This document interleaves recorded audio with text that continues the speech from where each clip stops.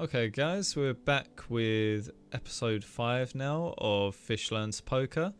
For those of you who might have stumbled upon this video, it's basically just me tracking my progress at PokerStars 10&L reg tables as I progress through the Carrot Poker School. So as I say, we're in week 5 now, and this is last week's graph. But yeah, let's just get into this week's terrible graph. I say terrible.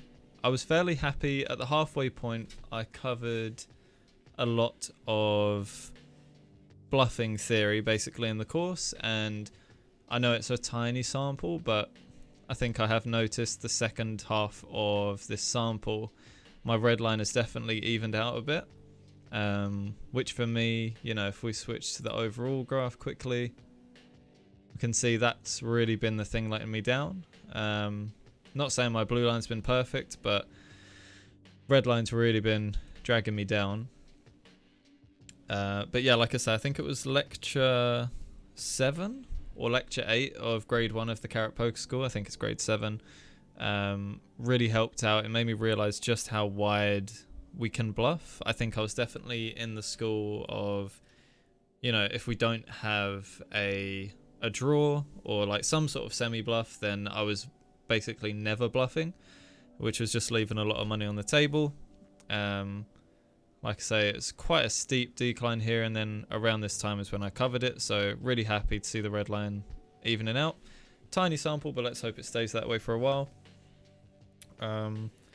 Just thinking about like favorable worlds, and you know, if we, for example, under the gun raise, big blind calls, and just really paying attention to the flop texture, and thinking about range advantage to discern betting frequency, choosing a size based on the board and configuration, things like that, based on nut advantage, and then looking at my hand and deciding where that fits in, whether I'm gonna shoot with that bet size or if we're just gonna check it over. So for example, you know, lots of Broadway cards, so King, Queen, 4, Rainbow. That's going to be a really favourable world for under the gun against a big blind calling range. So, you know, we'd be betting very frequently there and with a fairly large size. Again, you can call me out in the comments if that's not right. I'm very new to applying this, but yeah, it seems to be doing well for me. And the week overall, there was a few moments of sort of bad side of variance, especially in the first half. Towards the latter, we were getting there with a lot more hands, as you can see from the blue line. But yeah, it was overall a losing week, as you can see in the stats up there. Got this little layout. I know it's quite ugly, but I just threw it together today. Hopefully improve it over the next few weeks. But yeah, had that week last week off, so I wasn't playing when I was in Norfolk. Had a really good time, came back quite refreshed and energized, and then, as I say, did a few episodes of grade 1. Getting near the end now. I think there's 2.5 lectures. I'm halfway through lecture 8 right now, but I've been speaking a lot more in the Discord server. I actually posted a hand for review in there yesterday and got some interesting feedback. What else? And yeah, I think when I first came back, it just so happened, you know, after that week, I don't think I was playing particularly differently, but went on this bit of a downswing, if you can call 3,000 hounds a downswing. But, you know, it was a weird mental game for me, because I was thinking, you know, have I somehow forgotten everything that I've learnt so far in that 1 week off? But I think just trying not to focus too much on my graph, and especially in those sort of daily graphs. I don't know about you guys, but I'll constantly be tabbing out to look at my graph after big hands for some reason, and it's a pointless exercise. Really just feeds into being too outcome oriented and outcome focused. So really going to try over the next few weeks to just ignore the graph in the short term, because, you know, you can go on some mad downswings in this game, and it's just best to zoom out, and focus on just making the right plays. So that will be a focus for the mental game this week. I want to finish grade 1 in the next 2 weeks. So by episode, episode 7? I want grade 1 to be completely finished, and then I'm going to debate whether I'm going to go through cash injection or go back through grade 1, take some more notes, because on the second half I've definitely not been taking notes as I should have been. So be good to drill that in a bit more. And then, yeah, do cash injection if I haven't already at that point. I'm also changing up the second half of these videos. I usually go on GTO Wizard and upload the week's hands, filter them by EV loss, and we just go over like the first 5 hands or something.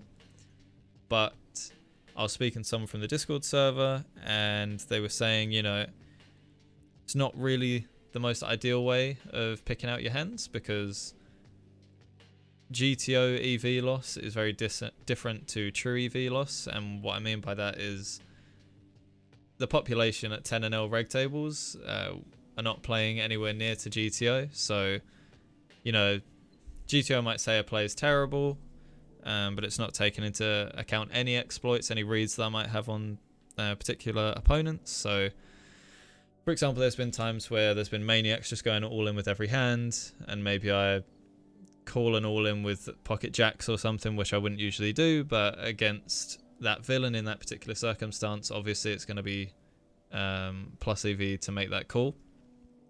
So I'm not going to be doing the hand reviews today.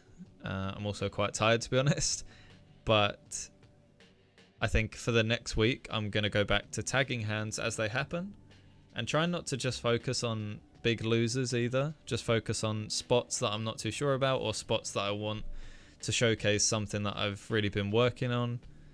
In fact, there's one hand I could pull up if I can find it. It was... Give me 1 sec to find it, because it was a spot where I was debating shooting off a river bluff. Oh god, it's going to take me a while to find this now, but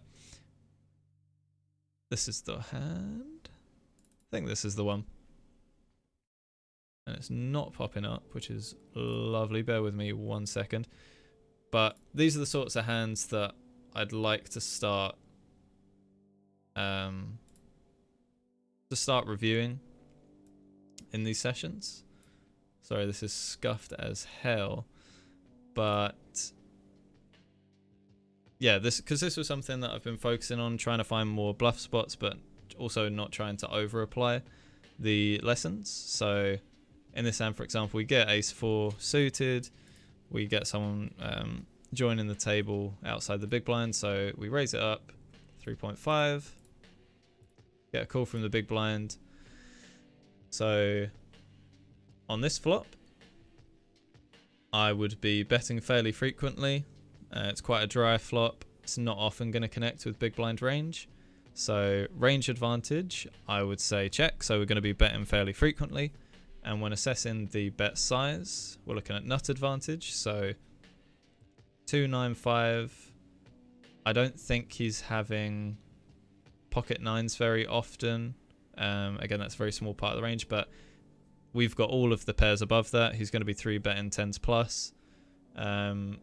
Even things like ace king, ace queen, they're going to be 3-betting us, and they've got quite a good redraw here. So I'd be betting quite big here. So then we look at my hand. We don't have a ton of showdown value right now. And given those previous bits of information, I decide, I think, to bet big on this as it gets checked over to us. And a big bet for me is going to be B75. So we fire it off. We get called. We then turn the flush draw. So, and get checked to. So I'm going to be mixing in checks and bets here. And on the turn at the moment, I'm only using one size, which is also B75. So in this case, we do decide to fire off again. And we get called. Bit of a brick on the river, the Jack of Hearts, gets checked to us again. So in the moment, I was debating a further bet here to bluff it off, but I was thinking, you know, we have pretty terrible hand to bluff with. We have the nut flush draw, so I would have preferred not having spades in this spot to unblock villain's folding range, because at the moment we're blocking. And sorry, forgive me for sounding like super basic with this stuff, but I just like to verbalize it. As you can probably tell, I'm not the most confident with this as I'm speaking it out loud, so I think saying it during these reviews, even the simple shit, is probably good for me to hammer it in. But yeah, I don't think at this stage we're in a hugely favorable world after villain is condensed twice to two big bets as well. Perhaps I'd be more willing to fire off a river bluff if the flop bet was small, but as we chose a bigger sizing, I think he's really condensed here to having us beat at this stage. And I just don't think we have enough fold equity, especially with this hand. If we were doing this with diamonds, perhaps that could also have been a contender, but in this case we do decide to check it down, and he did just found the call with ace 9 of diamonds, which I don't even know if that is a call on the turn. Against two B75 bets, I'd probably be folding that on the turn, but I'm also a fish, so what the fuck do I know? But yeah, those are the sorts of hands that I'm going to want to go over in the future when doing these weekly episodes. So just a bit more close to what I've learnt that week. We can see whether I've been applying the theory correctly. But yeah, I don't think there's too much more for me to say in this episode. Appreciate everyone who's commented on the last videos. I'm forgetting the name right now, but one of you guys did go ahead and comment on a lot of the spots and gave me a lot to think about, so I do appreciate that. But yeah, I think for now I'm just going to be getting back into the swing of things this week. I have dropped down to 2 tables, I should probably mention. I think when I was doing 3 tables, although I felt fairly comfortable, I think there were still spots, especially later into the session, where I was just kind of clicking buttons. So I think for now I'm going back down to 2 while I'm learning, because obviously putting volume in at the tables is important, but I'm going to gain a lot more from study and trying to apply that knowledge effectively than I am just grinding loads of hands, because I'm just not at that stage yet where that's going to be super plus EV. So the volume's probably going to drop below 20k per month, but we'll see what happens over the next few weeks. But yeah, other than that, I think this is going to be a fairly quick one.